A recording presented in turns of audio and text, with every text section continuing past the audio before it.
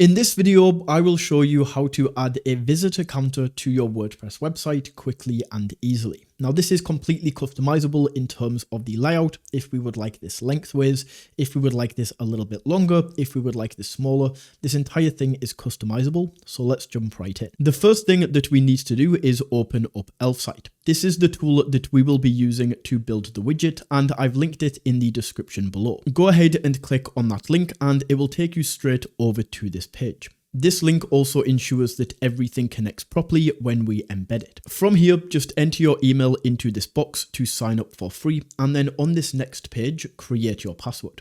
Just like that, we are signed up and ready to go. So from here, once we are signed up to Elfsight and we have access to all of the Elfsight widgets, the widget that we are looking for is the visitor counter widget.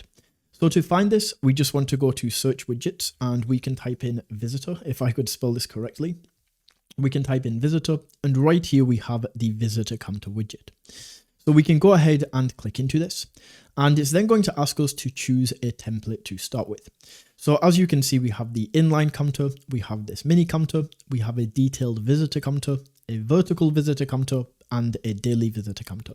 Now with these templates, it doesn't really matter which one we choose because they are all completely customizable. But let's start with this one. We can click continue with this template. And in general, this is now where we can set this up. So the first thing is what to actually count. Do we want to count each page view individually, or do we want to count unique visitors? So what this essentially means is if somebody comes to your website and they refresh the page 5 times, or they visit different pages, if we have each page view, that's going to be counted as 5 views. Whereas if we go to unique visitors, even if they click through and refresh, it's only going to be counted as 1.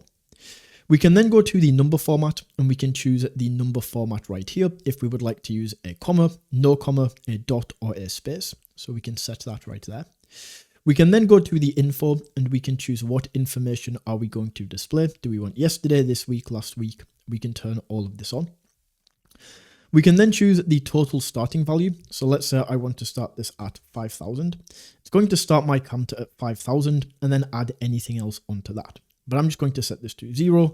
I don't see a point in adding a total start value for me. We can then choose the layout right here. So we have a few different options for the layout that we want to go with. I'm just going to go with this one. We can then go to messages and we can choose what each of these days is going to say. So we can set that up right there. We can then add a header if we would like. So we can turn this on and then choose what this says. And then we can also go in and we can choose if we want to show the graph or not. Finally, we can go down to style, and this is where we can choose the size of this. We can choose the color scheme and we can customize the colors right here. We can also choose the border radius. It's not visible because everything is white, but we can choose the different borders right here. And then we can also choose if the numbers are regular or bold. Once we have this all created, all we then have to do is click on publish. And then Elfsight is going to take us over to this page where we can now choose a plan. Now, the plan that you go for is going to depend on how many monthly website views your website gets. So we can see all of the plans are right here.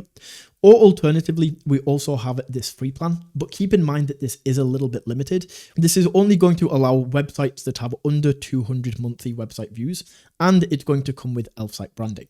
So it's fantastic if you have a small website or if you just want to test Elfsight out. But if you actually want to put this live on your website, you'll want to go for one of the paid plans. Once your plan is selected, Elfsight is then going to give us this piece of code. And with this code, this is how we are able to put the number counter onto your WordPress website. So we just want to copy code and then we can open up the WordPress website, scroll down to where we want to add this. So I'm going to add mine right at the top underneath this image. And then all we want to do is click on this plus icon and search for HTML. So we can drag in this custom HTML and we can paste this in right here. And this is now set up. So this code on the actual website is going to disappear and it's going to be replaced with the visitor counter. So to show you this, we can go ahead and view the website. And now if we scroll down to where we added this, as you can see, the visitor counter has now been added.